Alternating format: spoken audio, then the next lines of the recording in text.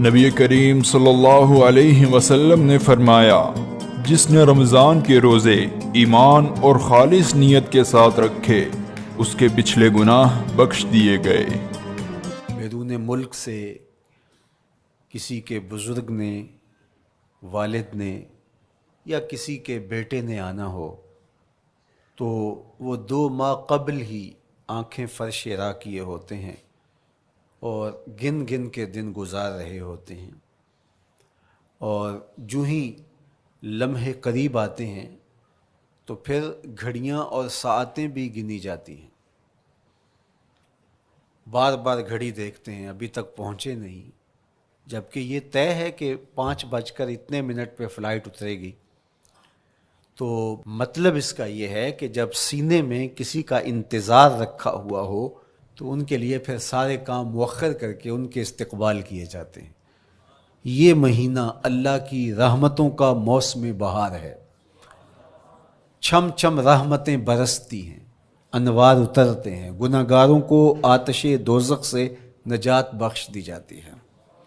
تو اس کا استقبال کرنا، اس کے لیے انتظار کرنا، گن گن کے دن گزارنا، لمحے اور ساعتیں بسر کرتے ہوئے بار بار ماہ سیام کا ذکر کرنا، یہ اس مہینے کے ساتھ محبت کی دلیل ہے، اور اس مہینے کے ساتھ محبت اللہ سے محبت کی دلیل ہے۔ اس لیے اس مہینے کا استقبال کرنا، اس کے لیے تیاری کرنا، اپنے گھر کو صاف کرنا، اس کے لیے اپنی اولاد کے دل میں شوق پیدا کرنا اور ماحول پہلے پیدا کرنے کی کوشش کرنا، تاکہ جو ہی یہ ماہ جلوہ گر ہو تو روزہ رکھنے کا مزاج پیدا ہو چکا ہو، تلاوت کلام مجید کا مزاج پیدا ہو چکا ہو، دیگر نوافل اور اچھے اعمال بجا لانے کی عادت پڑ چکی ہو۔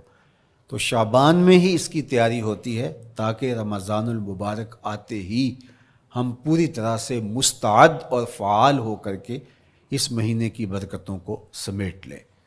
اللہ کے محبوب علیہ السلام نے ارشاد فرمایا کہ جب ماہ سیام آتا ہے فتحت ابواب الجنہ، تو جنت کے 8 دروازے کھول دیے جاتے ہیں، اور جنت کے 8 دروازوں میں سے ایک دروازے کا نام باب الریان رکھا گیا ہے، جو صرف روزہ داروں کے اعزاز و تکریم کے لیے ہے۔ روزہ دار اس دروازے سے گزر کے جنت جانے۔ حضرت سیدنا سلمان فارسی رضی اللہ تعالی عنہ فرماتے ہیں کہ تو رمضان المبارک سے قبل حضور نے یہ خطبہ ارشاد کیا، یا ایھا الناس، اے لوگو، قد اظلکم شہر عظیم، اللہ نے تمہارے اوپر ایک بہت پاکیزہ، پر نور، عالی مرتبت مہینہ سایہ فگن کر دیا ہے۔ شہر فیہ لیلۃ خیر من الف شہر، اس مہینے میں ایک ایسی رات ہے جو 1000 مہینے سے بہتر ہے۔ جعل اللہ صیامہ فریدہ و قیام لیلۃ تطوع، اس مہینے کے دن کے روزے فرض قرار دیے گئے اور راتوں کا قیام نفل بنایا گیا۔ ومن تقرب فیہ بخصلۃ من الخیر کان کمن ادی فریدۃ فیما سواہ، ایک نفل کا ثواب ایک فرض کے برابر اس مہینے میں کر دیا جاتا ہے۔ ومن ادی فریدۃ کان کمن ادی 70 فریدۃ فیما سواہ، اور اگر کوئی ایک فرض ادا کرتا ہے تو اس کو 70 فرائض کا ثواب ملتا ہے۔ وہو شہر الصبر، یہ مہینہ صبر سکھاتا ہے، ہونے کے باوجود بھی انسان تناول نہیں کرتا۔ ٹھنڈا میٹھا مشروب میسر ہے اور زبان کانٹا بن گئی، حلق خشک ہو گیا، لیکن اس کے باوجود بھی ایک گھونٹ حلق سے نیچے اتارنے کا روادار نہیں ہوتا، تو یہ صبر کی عادت ڈالتا ہے۔ اور سنو، صبر کا ثواب جنت ہے۔ وشہر المواسات، اور یہ ہمدردی کا مہینہ ہے، باہمی پیار کا مہینہ ہے، الفتیں بانٹنے کا مہینہ ہے، نرم دلی کا مہینہ ہے، ایک دوسرے کے احساس کا مہینہ ہے۔ جب کوئی شخص بھوک اور پیاس کاٹتا ہے تو اس کو پھر محسوس ہوتا ہے، بالخصوص امراء، کہ بھوک کیا بلا ہوتی ہے، اور جو نان شبینہ کو ترستے ہیں اور جنہیں کھانا میسر نہیں آتا، ان کی زندگیاں کتنی تلخ ہوتی ہیں۔ تو بھوک اور پیاس احساس پیدا کرتی ہے۔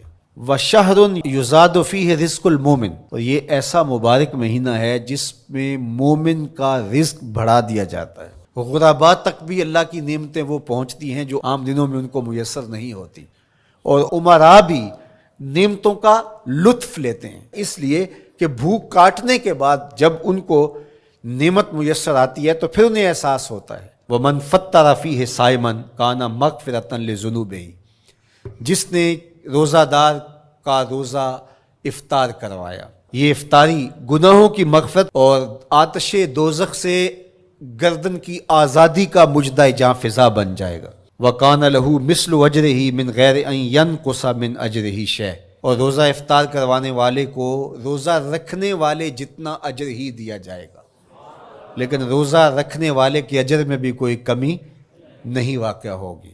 تو صحابہ کا تو دل تڑپنے لگا کہ یہ کتنی بڑی بات ہے۔